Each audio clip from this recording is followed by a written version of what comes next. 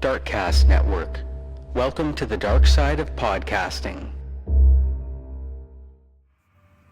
Hi, my name is Mallory Jenner Robinson. Join me on A Hateful Homicide, a true crime and investigative journalism podcast dedicated to telling the stories regarding the murders and hate crimes of our transgender, non-binary, intersex, and two-spirit community members in the United States and abroad. This is A Hateful Homicide.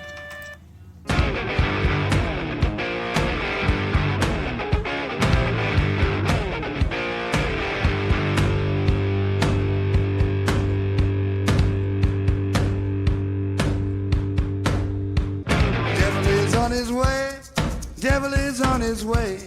Devil is on his way, motherfucker. The devil gonna make you pay. Fall to your knees. Devil is on his way. Fall to your knees. Devil gonna make you pay. Fall to your knees. Devil is on his way. Mountain Murders is an Appalachian true crime podcast. Some content may not be suitable for all listeners. Listener discretion is advised. We say fuck a lot. Hey y'all, welcome back to Mountain Murders. I'm Heather. And I'm Dylan. Hey Dylan. It's another episode of our disaster series here at Mountain Murders. Is that what we're going to call it? The disaster series? Yes, the inconsistencies of late are not our fault. Apparently Spectrum has forgotten about a big segment of our entire neighborhood. Yeah, we've only had 2 or 3 employees come out and see that we don't have any lines to bring us internet, and yet they've done nothing to fix it. But, they haven't done nothing. They've done nothing, Dylan. They've sent emails saying your service is restored. Yeah, we've gotten multiple emails that our service has been restored, but we have no internet. This is going on week 3. And this is slowing down Heather's research, so here we are, but we are soldiering through. Are we? I guess. Look, dude, I'm not primitive, and no internet is not working for me.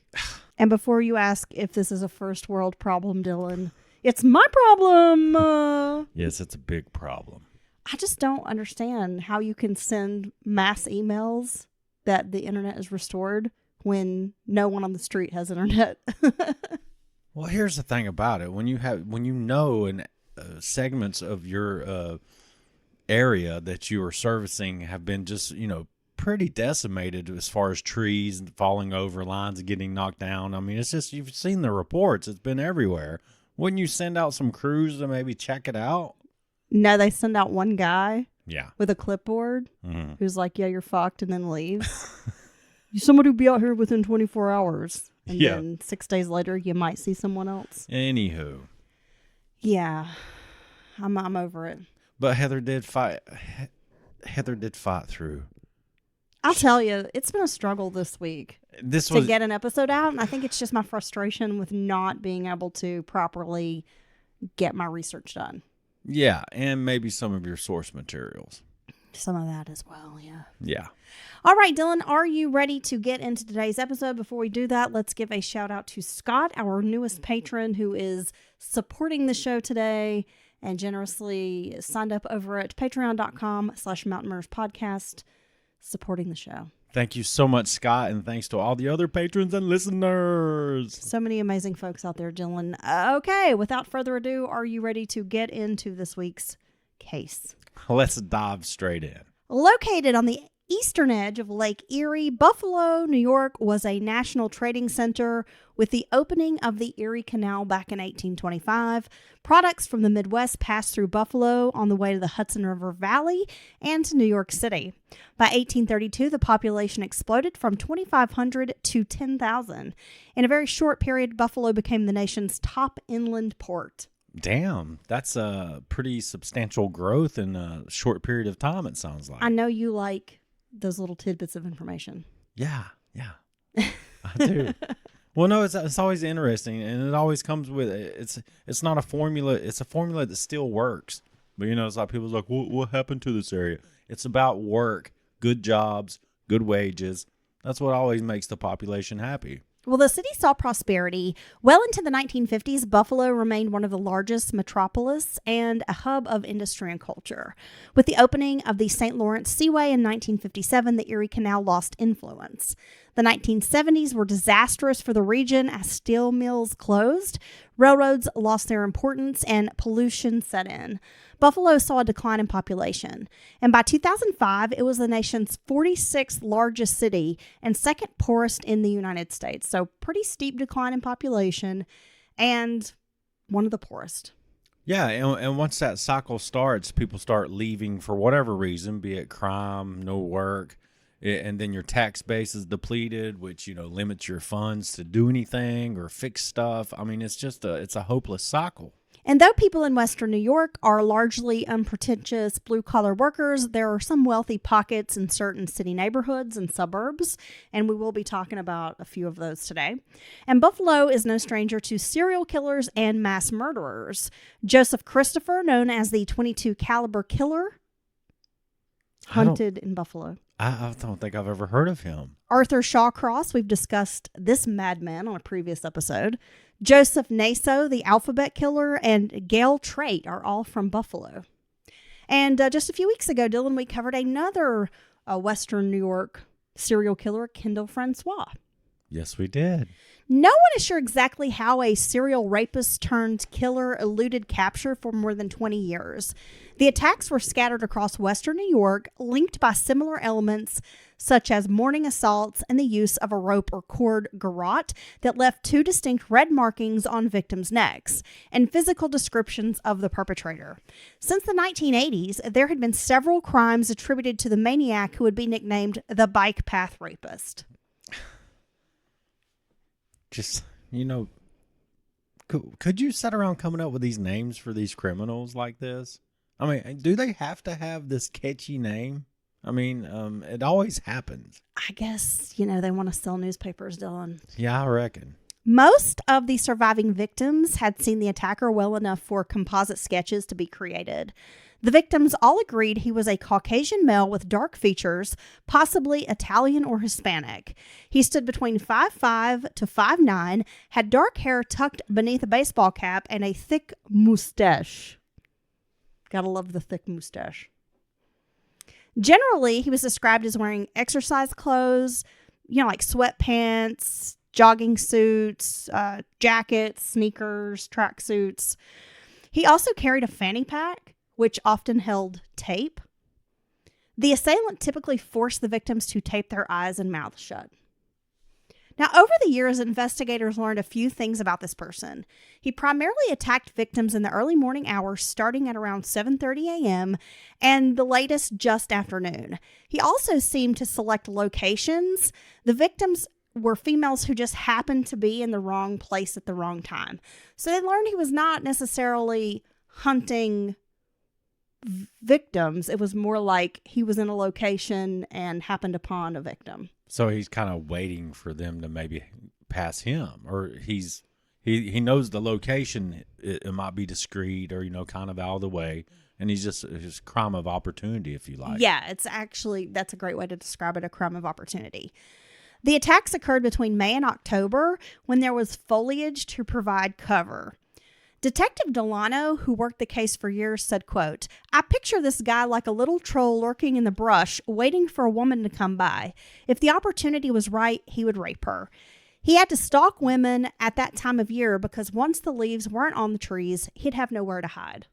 So he's a rape troll? He's a rape troll. Oh, my God. What puzzled investigators was that no third party had ever witnessed the rapist before or after the assaults. The fact he remained anonymous for so long was quite uncommon and something that frustrated investigators the most. In a lot of cases, someone might hear noises or see a struggle, but nobody saw this guy, including the victims, until it was too late. On June 12th of 1986, a 44-year-old well-to-do woman went for a jog at Delaware Park, which is a serene 350-acre city retreat designed by Frederick Law Olmsted, considered to be the father of landscape architecture in the United States. Dylan, we're quite familiar with Olmsted. He's famous for designing many well-known urban parks, including the Biltmore Estate in Asheville, North Carolina. Yes, which was credited with kind of introducing the idea of forestry to America. As she was running on the path by Hoyt Lake around 9:25 a.m., a man came up behind her and wrapped a ligature around her neck.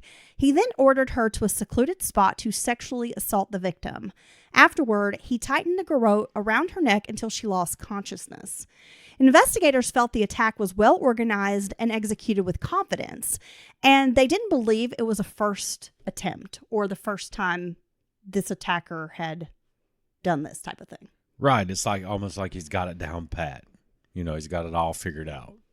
On Monday, July 14th of 1986, 17-year-old Susie Coggins had to attend summer school. It wasn't that Susie was a bad student, Dylan, but she would later learn that she had undiagnosed dyslexia, which had given her some problems in math. Susie was also an admittedly rebellious girl. Her parents owned a biker bar and liked to party, so Susie kind of naturally took to being rebellious herself.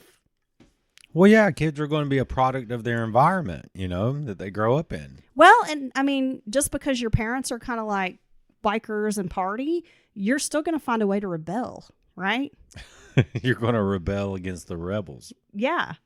I mean, that's just what kids do, right? Well, I don't want to stay up I'm late. a young Republican and there's nothing you can do about it. It's like you're a really good student is your way of rebelling. They become Alex P. Keaton or whatever. Yeah. Family Ties. She had been in trouble the past 2 weekends for riding dirt bikes when her parents specifically told her not to do so. And she had ended up in the emergency room with a leg injury. On this particular morning, Susie asked her mother for a ride to class and was told no. She was wearing uncomfortable shoes, which, let's be honest, that's the worst. And so as she's walking, she's not having a good time. Her feet hurt. She's wearing these uncomfortable shoes. But wait a second. Why would you put them on? Well, she left her more comfortable shoes at like a friend's house or something. Oh, okay. So these are just shoes you wouldn't want to go on a long walk with. Right. So she's trying to walk to school in these uncomfortable shoes. Her mom is mad at her. She's been in all this trouble. Won't give her a ride to class. She's wearing like some Dutch wooden clogs. Some jellies or something. Yeah. Jellies. Some Dutch wooden clogs. I like that. So as she's walking, Susie spots a group of what she called goody-goody girls that she didn't really care for.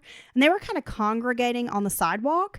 So to avoid the girls and save some of the walking time in these bad shoes, she decided to take a shortcut by Frontier High School's outdoor field. There was a bike path along this wooded area in Hamburg, New York. And while walking, Susie had an ominous feeling that just swept over her. It was a sensation that she was being watched. Susie's instinct was to get out of the woods immediately. She then had an unexplainable vision of her naked body lying in the woods. As she turned around, Susie was stunned to see a stocky man about 5'8" with dark hair and a mustache, carrying what looked like clothesline in his hand. Now, at first glance, Susie thought it was a dog leash, like maybe he'd let his dog run ahead and he's carrying a leash looking for the dog. Right. Which is a pretty reasonable thing to conclude, right? Well, yeah, and the guy's always wearing kind of athletic gear. It might look like he's out for a walk or a jog. Well, in a matter of seconds, Susie felt something wrap around her neck. The man ordered her to run down the path about 300 yards to a cutoff. When he told her to stop, the man demanded she take her clothes off. Then he asked, "Have you ever been fucked before?" Wow, he's so crass. He's so romantic. It's disgusting. What a piece of shit. Yeah, I know. Seriously.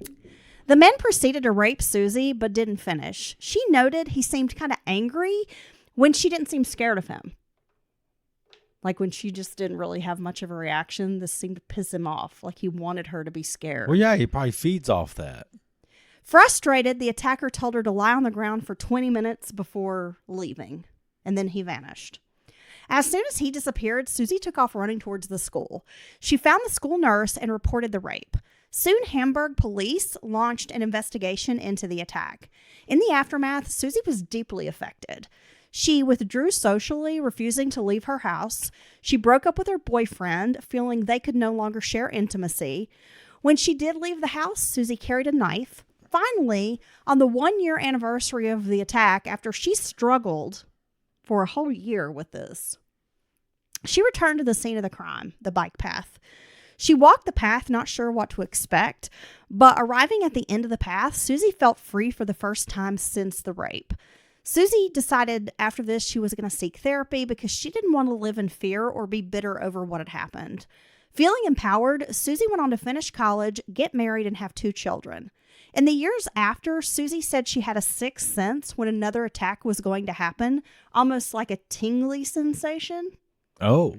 And had sort of like a foresight or a vision that there was about to be another attack. And then she would turn on the TV news and there would be a report about the man who was continuing to get away with his crimes. Oh. So, that's what's so horrible about rape is it just, it affects you in so many ways. I think it shares some similarities to molestation. You know what I mean? It just steals so many pieces of you, and I think intimacy with another person is one of the things that is wrapped up in, and it can affect you with another partner and stuff. And I think that's just so horrible. You know what I'm saying? I do know what you're saying. And you never feel safe again. And it's you can't trust people. You know what I mean? It's just horrible. And then you feel helpless. It's like they just act like rape's no big deal. And I think it's just as bad and in ways worse than murder. Seriously, because you go on living with it. You know what I mean? Absolutely. It just pisses me off because, it's like you'll see somebody who's raped multiple women or whatever, and it's like they keep getting out of jail, or they might get 2 years, 3 years, whatever. Serial rapists, just horrible, terrible people. And it just really makes me sick to my stomach. Around 9 a.m. on June 10th of 1988, a 16-year-old Riverside High School student decided to take a shortcut in the northwestern section of Buffalo. Her friend was supposed to walk to school with her, but didn't show up on time. While walking by a train track for only about 2 to 3 minutes after she left her house, the victim felt something like a wire around her face and then her neck. Using a garrote to gain the compliance, a man forced her to walk to a junkyard where he tied her wrists behind her back. She saw that he had an olive complexion, believing that he was possibly Puerto Rican or Spanish, with deep, dark, piercing eyes and a mustache. She thought her best course of action was to go along with whatever he wanted. Now, after the sexual assault, the man told her to wait 20 minutes before leaving. So these attacks are not that far apart. Yeah. And think about that. So if someone, he's basically sounds like he's almost lying in wait until someone comes, and he gets that garrote around their neck and cinch tight, I'm sure. Once you're in that position, surprised, you're going to rather quickly be compliant, because this is a very precarious situation you're in, and all of a sudden you're going to feel very exposed. You're going to be scared, and you're just, So this is definitely, this guy's got it figured out how he wants to go about this, and it's very scary. In spring of 1989, he tried to unsuccessfully attack a 22-year-old woman at Delaware Park. He approached and attempted to grab her from behind, but those efforts failed and he ran away. Then on May 1st of 1989, when a 15-year-old Riverside High School student was walking to school at 7:45 a.m., a man appeared, forcing a rope around her neck. He directed the girl to walk behind an abandoned building. There she was ordered to place white surgical tape over her eyes and mouth. He said, quote, "I want a piece of ass," and then raped her. God. What a gross fucking asshole. It's so gross. Yeah. It was the same MO. DNA as a forensic tool was still in its infancy at this time, Dylan, and despite a description of the rapist, law enforcement could not pinpoint a predator. On August 24th of 1989, a 14-year-old girl who had spent the night at a friend's house needed to make it to cheer practice at 9 a.m. at Sweet Home High School. Behind the Willow Ridge subdivision was a recreational path that ran to Ellicott Creek along I-990. This girl wasn't really familiar with this walking path, but thought she would take it anyway. And as she was walking, she felt a rope around her neck. The girl was lifted over a wire fence and dragged to a clearing in a wooded area near the trail. Her wrists were bound and her eyes and mouth taped shut. She was raped and left unconscious after he tightened the garrote around her neck, which is something that he would do sometimes. He would tighten it and until a victim would lose consciousness, or he would do it just till they were on the verge, and then they would come back to, and he would keep doing it like this game. Oh, God. Yeah. That's sick. Yeah, it is. Now, some victims reported being strangled nearly to the point of unconsciousness, only to be brought back again and again. So he's getting a sick satisfaction out of that. Just not okay. The next attack was on May 31st of 1990 when a 32-year-old businesswoman walked the Ellicott Creek bike path at 7:30 a.m. Before work. She did this most mornings. Unlike the other victims, she didn't see her attacker. She felt a cord loop around her neck from behind. She was rendered unconscious and raped. When she was discovered nearly an hour later, she was still unconscious. Although there was no semen sample, the authorities believed the location, time of day, and method of assault linked to the bike path rapist. The asphyxiation left the victim with 2 black eyes, and at first law enforcement thought she had been severely beaten. Oh my God. But it was from the strangulation. So she was severely strangled. Yeah. Jeez. Law enforcement knew their suspect had to be very strong, as some of these women were in excellent physical shape. The broad daylight attacks with a garrote-style rope indicated it was the work of one psychotic rapist. So working alone. And many of these women, Dylan, were, as I mentioned, in excellent shape. This last victim, she was had been a professional ice skater and exercised every day to keep in good shape and good condition because she was still ice skating. And so you've got cheerleaders, you've got runners. Well, yeah, I mean, most people that are jogging on jogging daily, or are going to be in really, really good shape. So it's not people who are weak, or as far as women go, these are going to be strong women, physically fit, likely have quicker reflexes. So it's the element of surprise, I think, is his biggest tool. I think you've got a good point there. Because this guy is such a weirdo. Just so you know, could you imagine even thinking like that? That you're just going to put this rope or this wire around someone's neck and choke them until they pass out? Well, and there's this part of it for me. When he keeps saying these disgusting things like, I want a piece of ass. It's like in his mind, he's thinking that he's just having sex.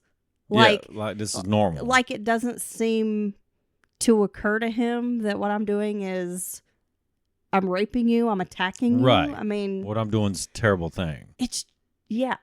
But at the same time, it's all about power and control, because the one girl conveyed that he quickly almost seemed turned off because she wasn't showing that she was outwardly scared of him the entire time. And I wonder if the mustache is real. Oh, yeah? Yeah. I think maybe it's part of the disguise. It's a fake mustache. Yeah. Linda Yalem was a 22-year-old public relations student at the University of Buffalo.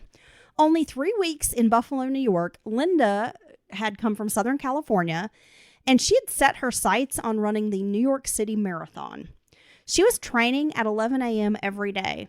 On Saturday, September 29th of 1990, Linda popped a Tears for Fears cassette into her Walkman and took off running at the Ellicott Creek bike path.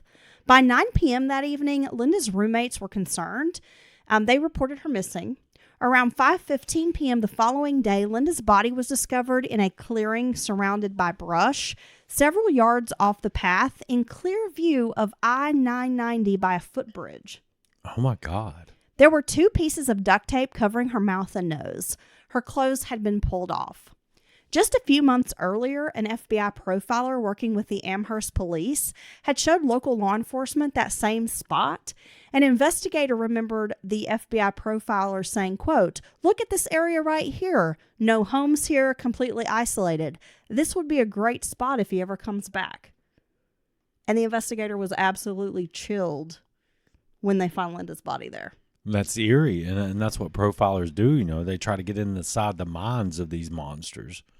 And now I wonder if this is, he was playing kind of that choking game, if you will.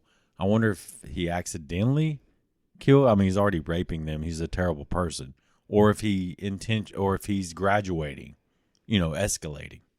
Captain Gould of the Amherst Police Department said, quote, "It was premeditated murder. He had planned to kill her when he grabbed her that day. Once he put the tape over her nose and mouth, there was no chance for survival." Linda's murder put the quiet town of Amherst on high alert. Safety in numbers was the message sent out to students at the University of Buffalo. Women and girls were terrified to be alone outdoors. Investigators realized three things. One, the rapist was escalating violence to murder. Two, he probably would stay away from Amherst after having murdered a victim. And three, he led an unremarkable normal life and was able to blend in. Like, he was not a weirdo. He was not someone who would stand out. See, that's what when you were saying all the gross things he kind of says, and the way he says it to his victims, I was wondering if in regular life he's a meek acts like meek and kind of diminutive, so people would never think that was him, that he could be capable of those things. You know what I'm saying? You could be a profiler. You think so? Maybe. Okay. One woman may have watched the killer accost Linda Yalem. She contacted Amherst police about a week after the 1990 murder to say she had traveled along the highway that Saturday, overlooking the Ellicott Creek bike path. She reported a man in a yellow sweatshirt crossing the footbridge with his arm around a woman's neck, only yards from where Linda's body was found. The witness assumed it was a couple engaging in horseplay and didn't realize it was suspicious until she learned of the crime. Wow. Could you imagine thinking back and thinking you might have seen the killer? No, but how with a victim? Brazen to be attacking someone in the vicinity of this footbridge, where there's a clear view of the highway and anyone who's driving by can see you. Well, he's gotten away with it time and again. And I think after a while, it's going to be human nature to kind of start feeling that you're invincible, or that you've got this all figured out and you're never going to get caught no matter what. A theory emerged that the reason he was able to remain invisible was because he disguised himself in a park maintenance uniform. This could allow him to move freely along the paths without raising suspicion. But that contradicted reports that he was dressed in workout clothing, as the victims had stated. I mean, at this point, police are just sort of grasping for anything, any tip, any solution, any answer, because they have nothing. Well, he could have a bag and he puts on his attack gear, and then he goes back and puts, let's say, for instance, if it was a maintenance worker outfit or a overall or something, he could wear that over the other clothes, So all of a sudden you go from, being described by someone wearing this, and it's like somebody runs up by and takes their shirt off so they can have another shirt on. So who knows what this guy's doing? But he is getting in and out of the areas without raising any suspicion. That's what makes me wonder about the mustache. Maijane Major didn't fit the victim type. The 32-year-old mother was struggling with drug addiction and working as a prostitute when she went missing in October of 1992. Her half-naked body was found in a field along a railroad track off Exchange Street on the edge of the desolate industrial area in Buffalo. It would take until 2004 to finally connect Maijane's murder to the bike path rapist using DNA. Maijane was born into an upper-middle-class family in Greenville, South Carolina. Her grandfather had once been the mayor of Greenville. Maijane was educated at private schools and took dance lessons from ballet to tap. She was an equestrian, spending most of her days with Blackjack, her beloved horse. Maijane attended Anderson University, earning a 2-year degree in education, then went to Lander University in Greenwood, South Carolina. Maijane wanted to be a physical education teacher. While in college, Maijane began experimenting with drugs. She liked partying with cocaine. It was at Lander that she met David Major, and the couple married. Maijane got a restaurant job and worked her way to being a sous chef in the kitchen. Oh, wow. And apparently was like a really talented cook, really talented chef. In 1987, Maijane learned she was pregnant and delivered their daughter, Christine. In the restaurant world, drugs are pretty easy to come by. I think anyone who's ever worked in and around the restaurant industry knows. As a server, bartender in the kitchen, There's a lot of drugs. And alcohol. A lot of drugs and alcohol that flow through. So Maijane began dabbling in drugs again, just through work, and was able to get cocaine from her, coworkers and that kind of thing. She was bipolar, and when she would quit taking her medications, and then she was combining that with the illicit drug use, her husband said it was a really bad combination. It was in August 1987 that Maijane discovered crack cocaine. David said, quote, "She smoked crack and she was like the devil." Maijane would leave her family for days at a time while on a drug bender.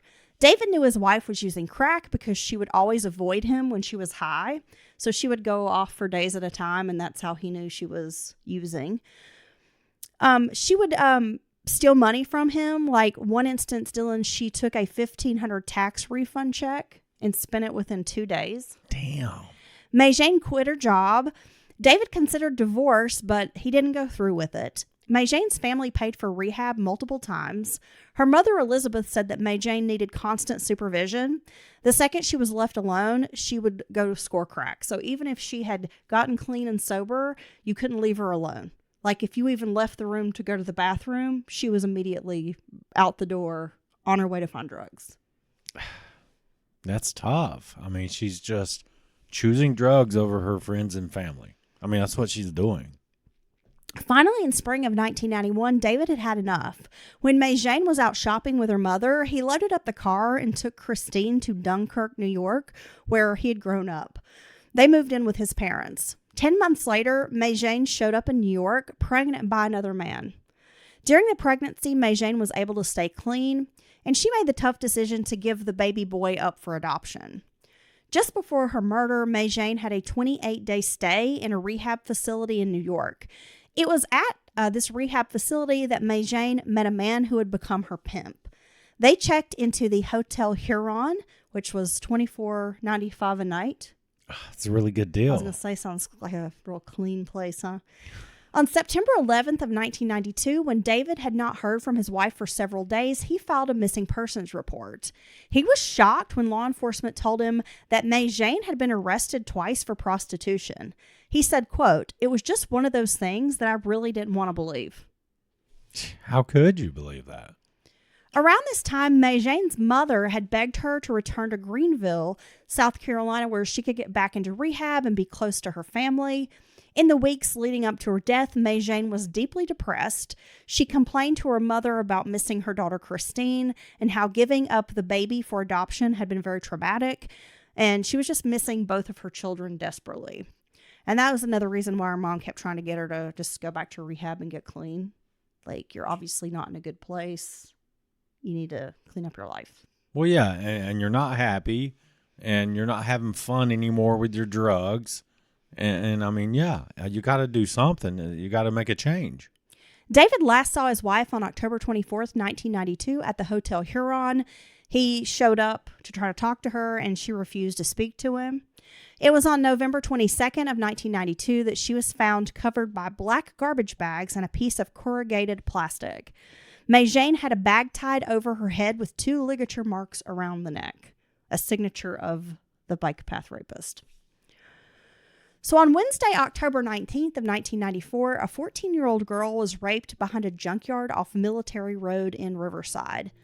Then, without explanation, the attack stopped. Which is very strange, right? Because he's been very consistent over the last, 6-7 years. Oh, you mean the attack stopped completely? Yeah. Oh, okay. By the early 1990s, DNA analysis was helping investigators narrow the search. Results showed the perpetrator had a genetic makeup mixture of European and Native American ancestry. Later tests revealed that between 1992 and 1994, because his last known attack was in 1994, the rapist had lost his ability to make sperm. This could be caused by several factors: testicular cancer or vasectomy. And while the information provided some useful clues, it hardly busted the case wide open. Wow, they could tell that through the DNA? Really? Well, I guess, he's raping these women, so... Oh, I'm sorry. Duh. The samples. Yeah. No, Dylan, they just didn't... Yeah.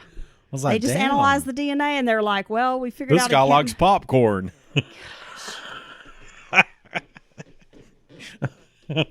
Okay. Well, that's gross. He's sick. This podcast is for everyone, including the differently abled. It is true, because I'm special.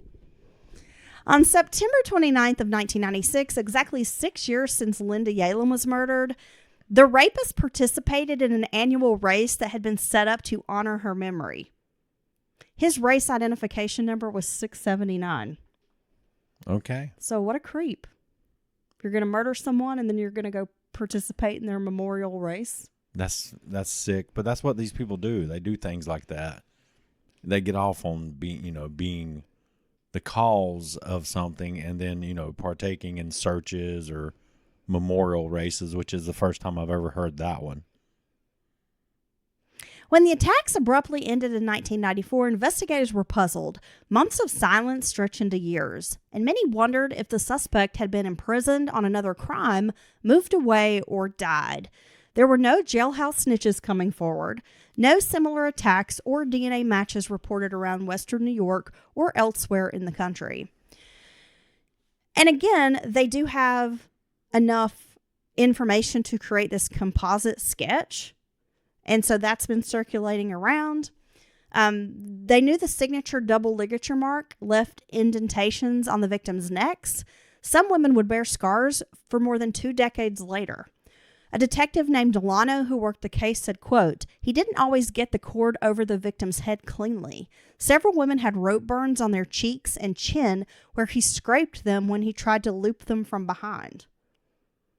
So how painful. And you're left with scars from these attacks? Well, that shows how violently he's doing this. He isn't just, gently putting the rope. He's like he's trying to catch a wild animal, I mean, he's just doing it very viciously, very strongly.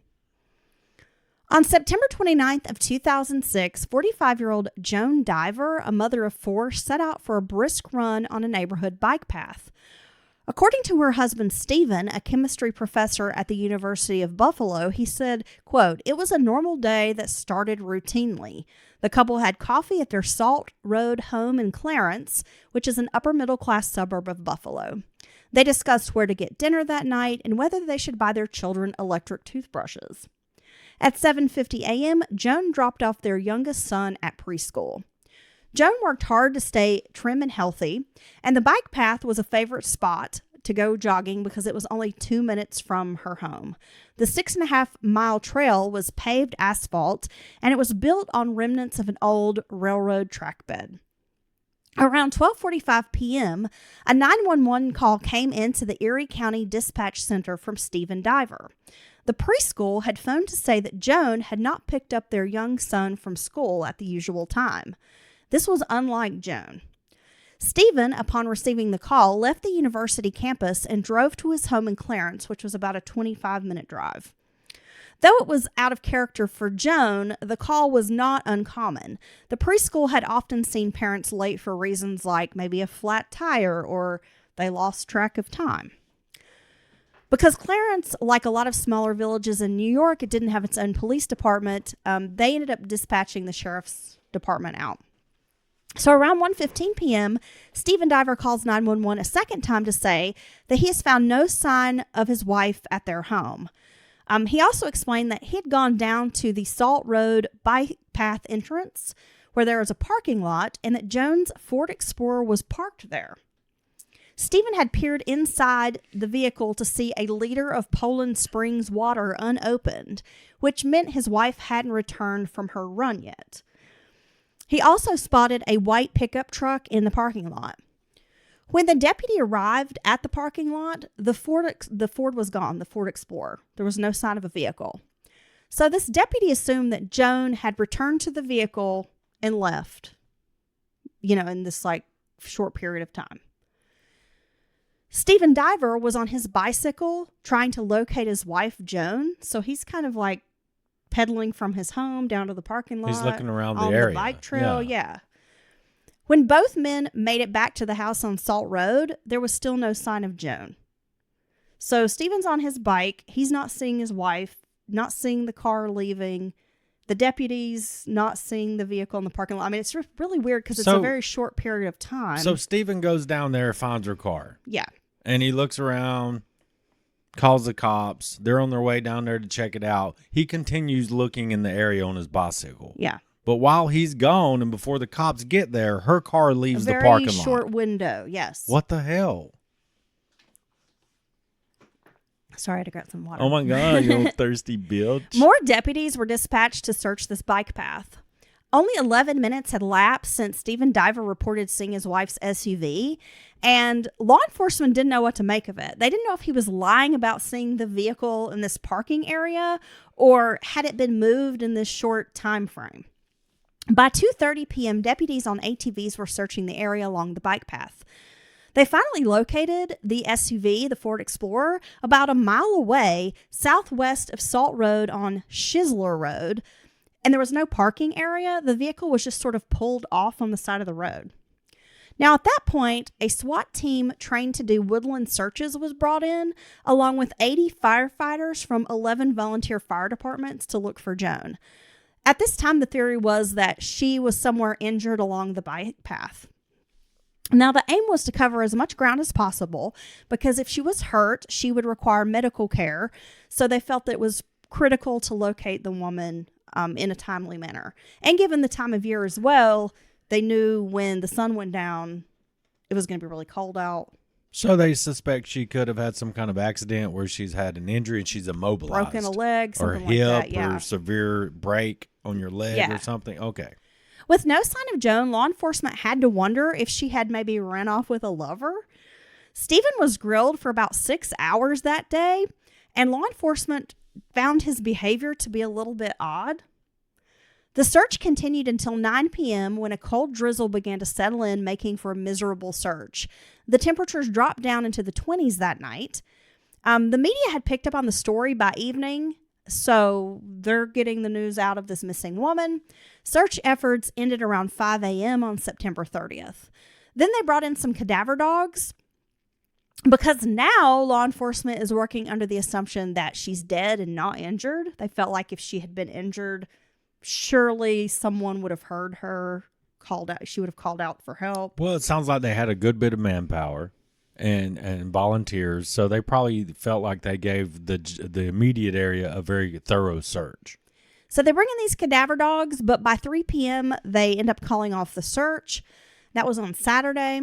So on Sunday morning, friends and neighbors, along with the Boy Scouts, resumed the search for Joan Diver. It was around, I think I said assumed, resumed the search. It was around 2:10 p.m. that some Boy Scouts and their leader were at the north side of the trail. Deep in the brush, about 40 feet off the path, a boy spotted something in the dense foliage. The troop leader ran over and found Joan Diver dirty and bruised. Her clothes were disheveled. Her shorts had been pulled kind of off one leg. Her shirt was pulled up. She had 2 purple lines deeply embedded in her neck and chin. And someone had thrown a sweatshirt over top almost to cover her. As law enforcement swarmed the area, they were shocked by this discovery as it was an area where the team had been. They had searched this area very thoroughly, yet somehow they had managed to miss her body. They also noted it was 16 years to the day that Linda Yalem had been killed. So it was on the anniversary of Linda Yalem's murder. Damn. Joan had been strangled, suffered a blow to the head, and had a lacerated lip. She had bruising on the face and scalp, bruising on her shoulder, and her right leg and knee had abrasions. It was pretty obvious that Joan had put up a fight, yet they didn't really find any physical evidence on her body. There was no sign of rape, and they could not find a single drop of DNA on Joan's body, which was surprising because the other attacks, they had found DNA. Now, it didn't take long for the investigation to lean away from the bike path rapist and focus on Stephen Diver as the culprit. Things just weren't adding up. Stephen Diver reported his wife's car at one spot, but it was located at a different place. When law enforcement asked him to clarify where he had seen the car, he said he couldn't remember. When asked if he would take a polygraph, he refused. He also told law enforcement that if they wanted to search his wife's SUV, they needed to get a search warrant. Oh, whoa. Stephen immediately lawyered up and refused to give a DNA swab. What? Now, hey, I gotta say, and we can say people react differently in these types of situations, but these are some really serious red flags in my, because you would want them to search it. You would, her car. You would want, why wouldn't you give up a DNA? Well, we'll get to that in a second. Oh my gosh. So others kind of viewed behavior in the days after finding Joan's body to be very strange. Like the day after her body was discovered, Stephen sent his kids to school. Oh, your mom's dead. By the way, the bus is out here. Come on, guys. Yeah, they found her on Sunday, and on what? Monday he sent his kids to school. He had 3 school-age children. He sent them to school. School administrators called law enforcement to express concern over the children's welfare. A colleague from the university began kind of acting as the Diver family spokesperson because Stephen refused to speak to the media. Now, devil's advocate, I will say maybe he just thought, maybe he's barely hanging on. Well, that's... Maybe he just needed some help. Well, that's what comes out, yeah. Oh, okay. So Stephen's alibi does check out. He had been on the University of Buffalo campus all morning, and Joan's family confirmed that their marriage had no problems. They were very happily married, had a wonderful marriage. No signs of bad arguing or nothing like physical abuse or we're about to divorce, nothing like that. And while police saw him as uncooperative, Stephen viewed the situation differently. While he was a suspect, Diver felt the month before his wife's death had actually been one of the best times of his life. He said they were like teenagers in love, living life the way they wanted it. They had spent the summer going on hiking trips and frequently walking that bike path trail as a family. Their children rode their bicycles or scooters while the couple followed behind, holding hands. They were just really enjoying each other's company and just having a great time. And he's like, I love my wife. I adored her. Joan was 6 years older than Stephen, and they had met while at the University of Utah. He had actually proposed 2 times during their courtship, and Joan had turned him down the first time due to their age gap. She thought he was just too young. By the time he proposed again, Stephen was in Wisconsin working on his PhD, so they had been able to maintain like a long-distance relationship. She's like, wait a second, doctor. Maybe I'll reconsider. And she was a nurse right. Before she had children. Oh, they could do so much good role play. Stephen was considered a rising star in chemical research.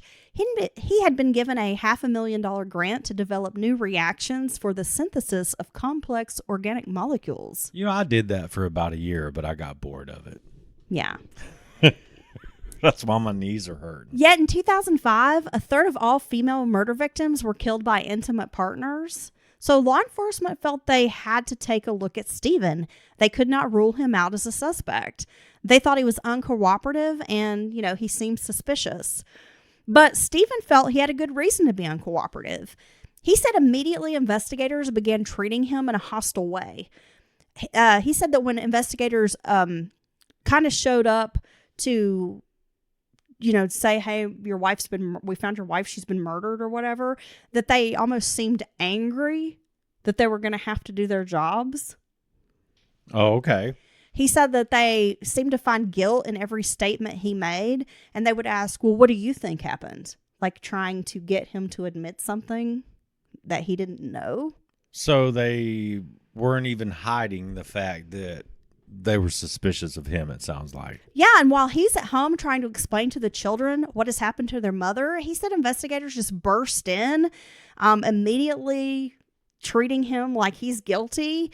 And he thought it was really insensitive because he's trying to have this conversation with his children, and they're just not allowing him to have any time to explain what's happening with the kids. And not only that, but they were demanding to speak to Stephen, ignoring his right to counsel. Oh. So that's why he felt like he needed a lawyer up, because he's like, they're trying to trample all over my rights. Well, it's not that uncommon, honestly. Now that I've slowed down and thought about it, think about it. You've been thanked about it? For people in these circumstances to lawyer up because you're feeling this pressure. If you're just a regular everyday citizen and now your wife's been murdered and apparently sexually assaulted as well, you're dealing with that you're not used to being suspected of anything, let alone killing the person that you really, really love, right? And as far as like the DNA, at this point, they've pissed him off. So he's not going to cooperate in any way with them. So, I mean, I kind of get it. You know what I'm saying? It makes sense. Well, and he said they seemed angry that they had a murder investigation that they were going to have to take time to investigate, and were complaining about things like the budget cuts, and they didn't have, like the CSI unit, had been underfunded, and they didn't have the money to do this, and they were acting pissed off that they had to do their job. Which is weird. And that would make me mad. And, Stephen says the sending the kids to school, I mean, he's like, we are nowhere near a family. We don't have anybody. I'm just trying to do the best I can. He's like, I just wanted the kids to have normalcy. That's why I thought sending them to school would just be normal. Right. And not be weird for them. I mean, he's like, I didn't really know what to do, and I was in a state of shock with the whole situation. Which makes sense. Now, a statement Diver gave was sent to the NYPD for scientific content analysis, which they called SCAN. It analyzes language. So, like, they would take someone's statement and analyze the language. It's been determined to be junk science, basically. I was going to say, that doesn't sound like it's based in any real science. Right. But at the time, the SCAN determined that Stephen definitely killed his wife. What? Nah. Is that a computer program? No, it's just some individual person who's been trained. Oh, my gosh. Yeah. That is not okay. So finally, Stephen agrees to a cheek swab and a search of the SUV. His lawyer had told police, just give him some time. And he'll come around. But you're throwing all this at him right off the bat, and just give my man some time. So after he had a couple of days to think and to let everything kind of settle in, he agrees that they can do these things. The Ford Explorer's tires had an orange substance on them, which was kind of an odd. They weren't quite sure what that was. There was also scratch marks on the roof, as if someone had thrown a bike up there recently, like the paint was all scratched. The inside of the car was messy. It was a family vehicle. They got 4 kids. But they noticed the driver's side was pristine. Like, it had been cleaned. The steering wheel had been wiped down. The area surrounding the driver's seat was perfectly cleaned, when the rest of the car is not. Okay. So that was odd. In the days after Joan's body was found, a tip came in from some other women in the area. It was in regards to a person they had nicknamed the Thong Man. The Thong Man? The Thong Man, Dylan. Oh my God. Several female joggers and walkers on the bike path had spotted a man who wore thong-like bottoms and a face mask running along the path. And these women were immediately freaked out by it. Who wouldn't be? Like, seriously. I don't know what's weirder, what's more weird, the thong or the face mask. One woman had her husband jot down the man's license plate number. It was traced to a 29-year-old Amherst man who drove a Toyota Corolla. A search of his apartment, including some CCTV video, showed him leaving that area around 9:41 on the day Joan was killed and not returning until noon. So law enforcement did feel this gave him ample opportunity to kill Joan Diver. DNA samples were compared between the Thong Man, Stephen Diver, and a sample found in the SUV. They were able to find a single spot of sweat taken from the steering wheel. Ooh. And guess what? It ruled out everyone except the bike path rapist, who was a match for this sweaty DNA. Oh my God.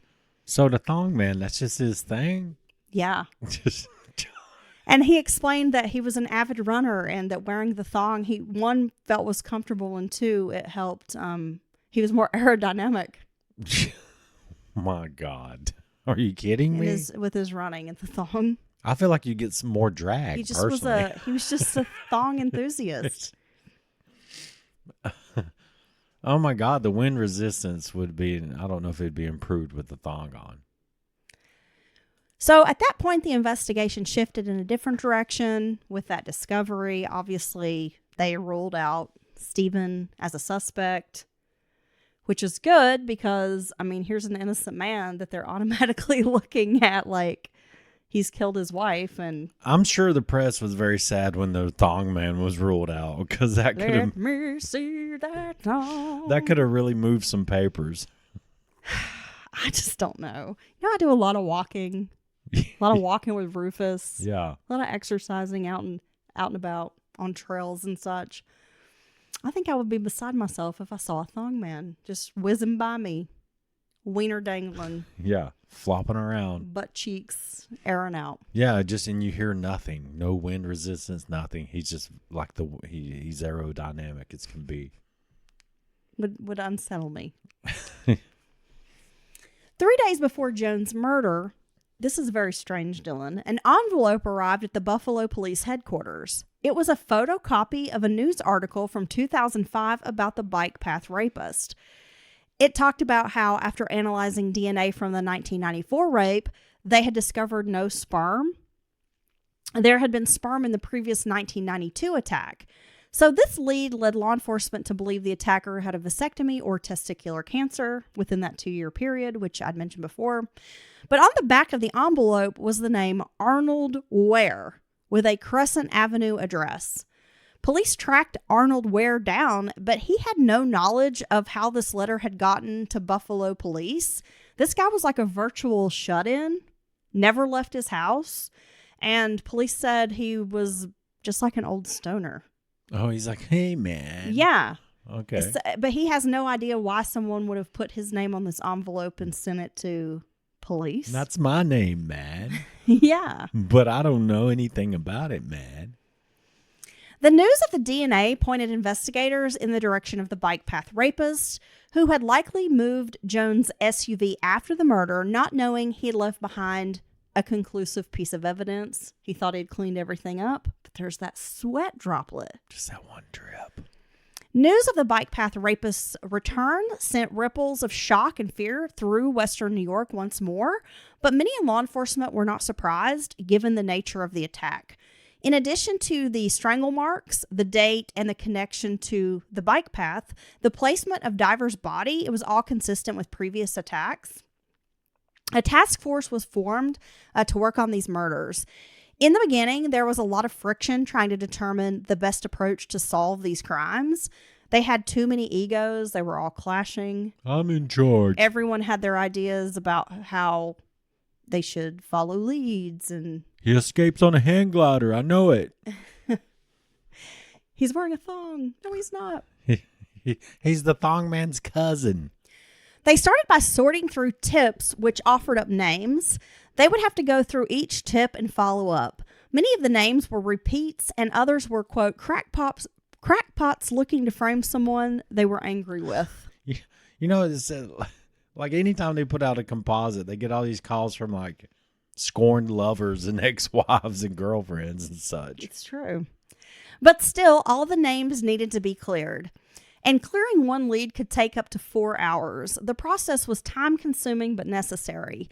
Investigators only needed to be successful once to catch the killer. Josh Keats of the state police was assigned to the task force, and he said, quote, "My belief was that the name of the killer was buried somewhere in the existing files." The DNA was used to create an ethnicity profile. The sum of the parts suggested that law enforcement should be looking for a Hispanic or South American male, probably from Colombia. The search was realigned, trying to narrow focus onto Hispanics because of the DNA marker. So any tips that came in that they knew this suspect was of Hispanic origin. Plus a thick mustache. But this was not foolproof. This wasn't a foolproof way to do it because, I mean, someone could be adopted and have a different last name. So they didn't really have any way of knowing for sure who was Hispanic and who was not. Right. His name could be like Jose Smith. Right? Other avenues still needed to be pursued. One person on the list was Altimio Sanchez. He did not leap out to investigators. Other references to him were buried in old files along with hundreds of other unfamiliar suspects. A guy named Bob Bandish, who was a co-worker from American Brass, had reported Sanchez to law enforcement 2 weeks after Linda Yalem's murder.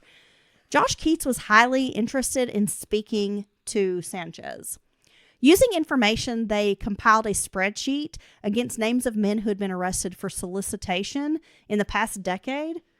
So if you'd been arrested for soliciting prostitutes and your name was, you were a tip name, they had this whole spreadsheet, and they were able to narrow it down to 10 Hispanic suspects who fit the profile. The plan was to track down each man and get a DNA sample. Bandish worked the third shift at American Brass and knew Sanchez not only from working at the plant together, but because they were both members at Bally's Total Fitness Center, and they golfed together. Bandish told law enforcement that he was driving home on August 24th of 1989 and saw Sanchez driving by him on the Lockport Expressway, but he didn't turn off like he was going to the sports club. Bandish knew Sanchez lived in Cheektowaga and thought it was odd that he was going in the opposite direction of his home and knew the only other place he might be going was the sports club, and then he didn't go there. Damn, he's all in his business, ain't he? So he thought that was odd. And later, a 14-year-old girl was raped on that Willow Ridge bike path. Then a year later, in September of 1990, Bandish was riding his bicycle after work on the Ellicott Creek Trailway. He saw Sanchez wearing a jogging suit and a ball cap. Sanchez told him that his wife was taking a class at Buffalo State, and that he was just hanging out on this trail waiting on his wife to finish her class. But this guy was like, Buffalo State is 30 minutes away. Like, why would you not be at a bike path over near? Yeah, he's probably passed multiple bike paths to come hang out here. So he thought that was really weird. And then the next day, he heard about Linda Yalem's murder on that same path. The composite sketch looked a lot like Sanchez. Bandish and a coworker agreed, because Bandish had shared this theory with another coworker. And they were kind of gossiping back and forth, like, do you think he could be guilty? Do you think it's what this composite sketch looks like him? He's been at 2 scenes, Anyway, the coworker had a hard time believing that Al Sanchez could rape and kill someone. Bandish also had some qualms about telling police, because if Sanchez was innocent, he could ruin this man's life. And then if he was guilty, it's like a whole other, kind of bag of tricks, because then he's going to have to face this guy that he knows and has been friends with and be like, yeah, I'm the one that called you out. Well, I'd be happy if he's guilty, then I'm glad I brought the info forward. But I get what he's saying. Well, after Yalem's murder, Sanchez had been interviewed by police. A check of Sanchez's time cards could not account for his whereabouts at the time of the attacks. On the day of Linda Yalem's murder, he was scheduled for 4 hours of overtime from 7:30 a.m. until 11:30 a.m. that day, but he had actually left at 7:30 a.m. and had not completed that 4 hours of overtime. Oh, wow. Wait a second. Now, his shift changes around 7? That's interesting. Yeah, which is the time of the attacks. Yeah, they're typically between like 7 and 8, right? A lot of them, yeah. Or definitely between 7 and noon. Yeah. Now, on May 31st of 1990, the day another woman was raped, he had come to work an hour late and his pay had been docked. Sanchez was not working at the time of the other 7 attacks. Years before, Sanchez had been let go as a suspect by Amherst police. The task force decided they needed to speak to him again. He had been arrested twice for soliciting prostitutes in 1991 and 1999, and at the time of the arrest in 1991, he was driving a white 1988 Pontiac. It was the same car that Majane Majeur's boyfriend had seen her getting into before she turned up dead. Really? Altemio Sanchez came to the United States in 1960 from Puerto Rico. He had fled to the U.S. with his mother and siblings after she had caught her husband in bed with a prostitute. They settled in Miami before moving to New York City, where the family of 4 lived out of a boyfriend's van. At age 9, they moved to Buffalo. Al's mother never had a job, received welfare, and moved with the family around quite often. His mother had many boyfriends over the years, most of whom abused her. Al was described as not a good student. He was considered socially inept, but was a decent athlete in school. He didn't have a girlfriend until after he graduated from high school in 1977. It was at Buffalo State College that he met his wife, Kathleen Whitley. She got pregnant, Al dropped out of school and went to work at a factory, and they were married. Kathy truly loved him, and everyone described her as being a bright spot in his life. She was considered energetic and kind of the life of the party. So it almost sounds like they were a little bit opposite of each other. Right. The task force decided to set up 24-hour surveillance on their suspect. They knew they needed a DNA sample to match to the victims, and they would have to wait for him to maybe, sneeze in a tissue or throw a cup away. So they're just like following him around, hoping they can collect some DNA. Yeah, once you discard it, it's public property. Since he had been convicted for solicitation, he wasn't allowed to own a gun, but they could see that he had an expired gun permit, so they knew at some point he owned a gun. They decided to try to confiscate the gun. They thought this would be the best way to get a DNA sample. So law enforcement shows up at his house and tells him he needs to surrender the gun, and he agrees. He hands it over. It was rushed to the lab, but there was no DNA on the gun. So they needed to try again. They went back to tailing him, hoping to get something with DNA on it. And finally, they were able to track Sanchez and his wife to a restaurant. They had to go inside and tell the workers that there was an investigation and that they were not allowed to remove anything from the table. So carefully, after Sanchez and his wife leave, they go out and collect silverware and glasses. It's all being bagged from the table. And then they were able to follow him to a Borders bookstore where he and his wife ordered coffee, and they were able to collect those discarded coffee cups as well. And the weird thing, Dylan, while he was eating at this restaurant, a woman who knew him from high school saw police collecting his glasses and silverware off the table and commented to her friend like he was always a weirdo. Wonder what he did. Really? Yeah. Wow. So that'd be really weird, right? You see someone you know and police are scooping up. We're just seeing that period, even if you didn't know the person, let alone if you knew of the person. Seeing cops kind of swoop in and clear his table and put it all in like obvious evidence bags, with gloves on and stuff. With the DNA testing underway, the task force could hardly focus on anything else. And when the results came in, Altemio Sanchez was their man. Now all they had to do was arrest him. So they've found the bike path rapist. Yeah, and murderer. When he was taken into custody on January 15th of 2007, he never asked, "Why am I being arrested?" Yeah, well, that's what a guilty person does. When his wife, Kathy, was approached by detectives, she seemed scared and confused. When they told her, quote, "We believe your husband is the bike path rapist," she said, "No, that can't be." She agreed to let them search the house, although they did have a warrant at that point, but she was being very cooperative with law enforcement. Detectives got the impression that Kathy Sanchez had no idea what her husband had been up to. They had a beautiful home, 2 sons, and a life they'd built together. She seemed to be kind of in the midst of a surreal dream as investigators are in her home searching it. Well, it's almost like she doesn't believe it, but she's going to fully cooperate because then they'll figure out that he's really not. Oh, and she's like stands by her man the whole time. Oh, so she just refuses to believe any evidence, or she just thinks they're wrong. Yeah, and even after, she still loves her husband. But he didn't rape me. I don't understand that. And it's got to be a horrible position for her to be in. But I just don't get it. If I found out tomorrow that you were the bike path rapist and murderer, it would be tough, but I wouldn't be able to love you anymore, honey. I wouldn't ask you to. See? And that's what a cold-blooded rapist would say. Now, despite being insistent that her husband was not the bike path rapist, she does remain cooperative. She did confirm that her husband had had a vasectomy.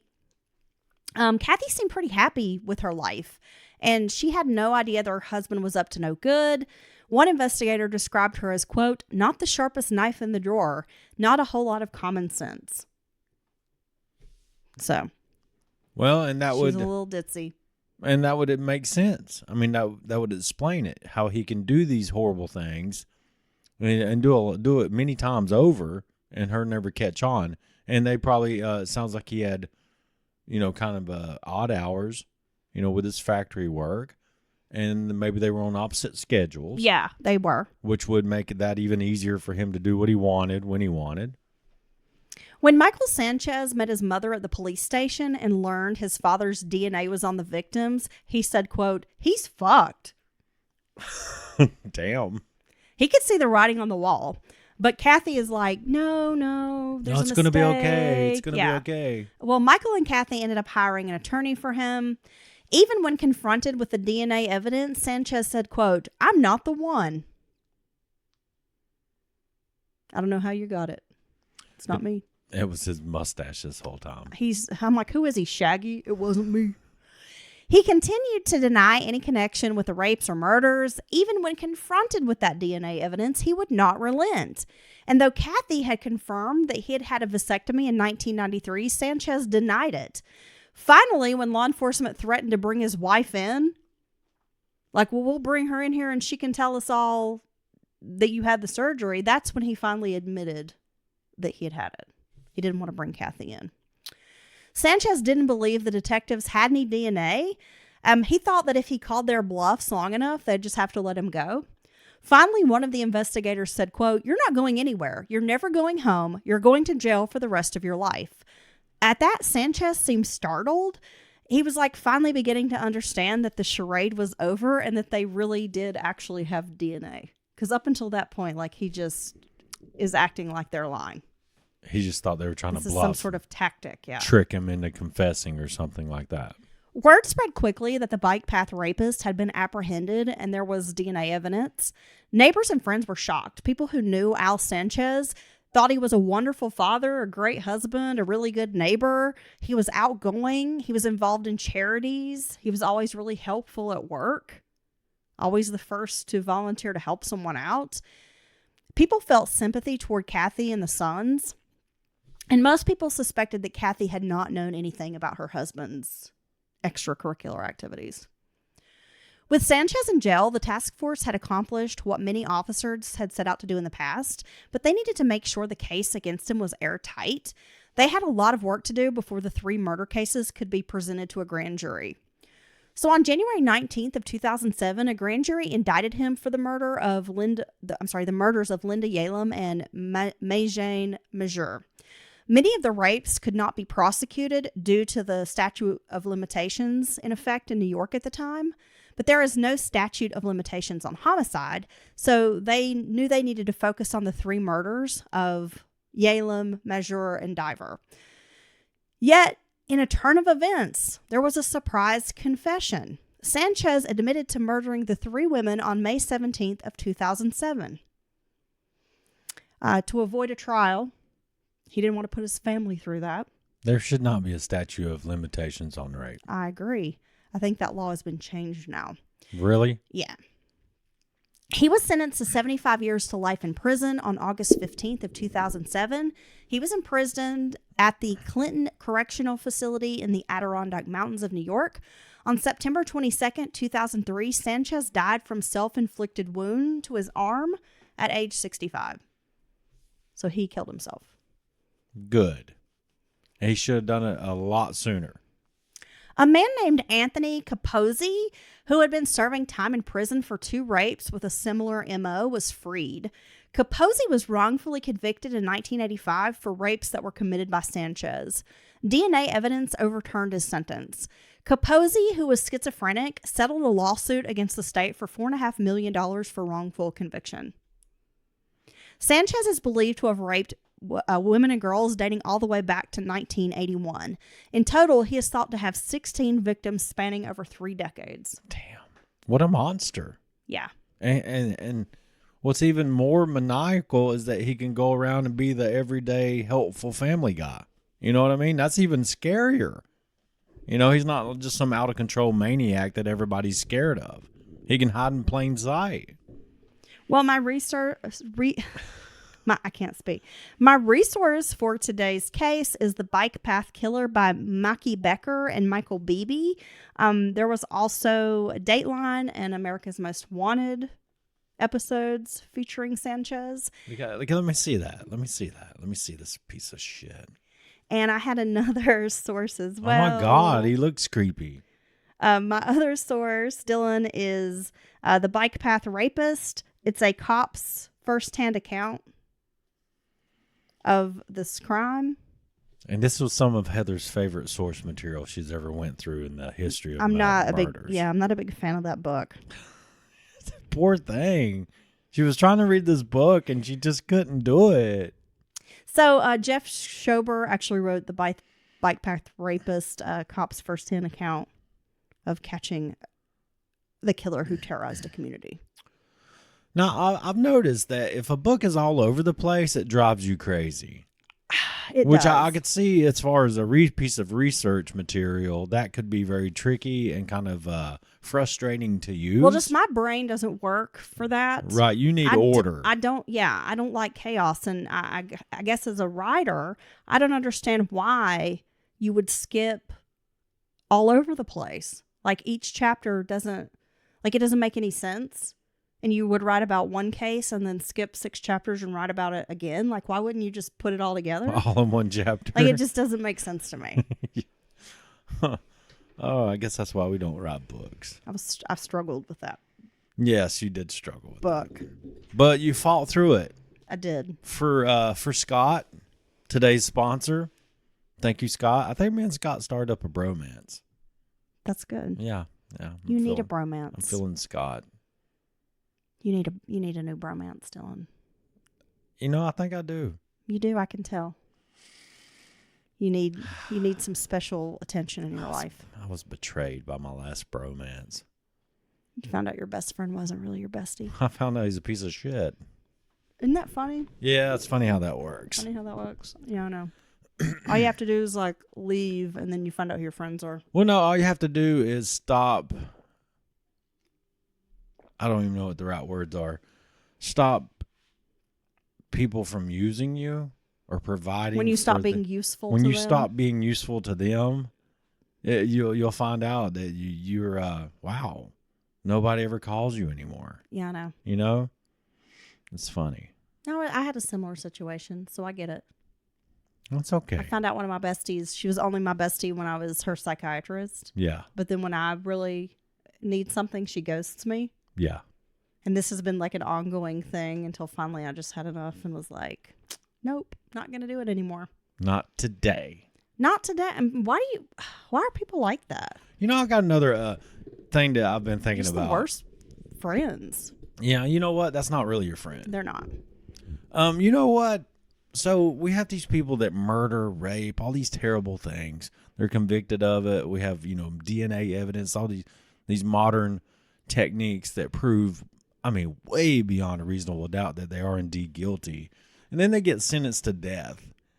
And then we're just so worried about it being painless and humane. I've never understood that. I think it should go in the other direction. I think we should devise these Saw movie-like contraptions and how can we stretch their death and their suffering out? It should be longer. It should be the most suffering. It should be the most painful because they're pieces of shit. They're monsters. They're hunters of humans. And they did not get, they tortured and treated people's bodies like trash and all these horrible things they did to other humans. But we go out of our way and we wring our hands about how can we, put them to death. And we keep them alive for 40 or 50 years. The most years. Fuzzy way. Fuck that, dude. There should be death by 1,000 cuts. Well, if you're going to have the death penalty, then have the death penalty. Oh, yeah. Well, it certainly should move along more efficiently. I'm sorry. I think when you hit certain criteria in your first case with DNA evidence and stuff, you don't even need appeals, bud. Unless somebody planted DNA or something. It's a touchy subject. I don't know. I was always kind of on the fence about it. I see both sides of the death penalty argument. Well, I don't know, just having this true crime podcast. Yeah. And reading through some of the most atrocious shit out there, cases, and the horrific things that people do. I don't know. I don't lean so much toward being anti-death. No, having true crime podcasted with you for 6 years or so now. I think everybody knows how I feel about it. If you really did this, you deserve to suffer and die, and you should not be kept up by taxpayer dollars, because those people's families, the victims' families and friends, are taxpayers. their money's going to, keep you up in state or whatever, prison or anything like that. And I think you don't deserve to live on death row longer than your victims were alive, like in the case of John Wayne Gacy. That's just not right. And it's not a deterrent, because some people can make a life in prison. They're okay with it, figuring that out. The only true way to be a deterrent is if they know, if I do this, I get caught, then in X amount of months, I'm going to be dead. I don't even think that's a deterrent. You don't even think that? You think they don't care? No. They don't care about laws or rules. Look at somebody like Carl Panzeram. Yeah. Do you think that guy really cared? No. No. God, he's scary. He's very scary, but I'm like, he does not care. But the system made him, you could argue. Well, you could make the same argument for Charles Manson. Okay. All right. Well, thank you for this, Heather. Thank you for struggling through. We'll get back on track sooner or later. Hopefully we'll have internet here in a couple of days. I think this is so. ridiculous. I mean, it's really made life difficult. And I know, again, it sounds like a first world problem. But I know. We have to drive now to somewhere to upload. But trying to podcast with no internet does not exactly make for success. No. It's not a good recipe. It's really a big part of it. It is. Access to the internet. It is. Yes. All right. We're going to go drive somewhere and upload this episode, and you'll be hearing it soon. Yeah, I got to go find some place with Wi-Fi. We can go steal some Wi-Fi for a few minutes. Let's do it. Bye, Dylan. Bye.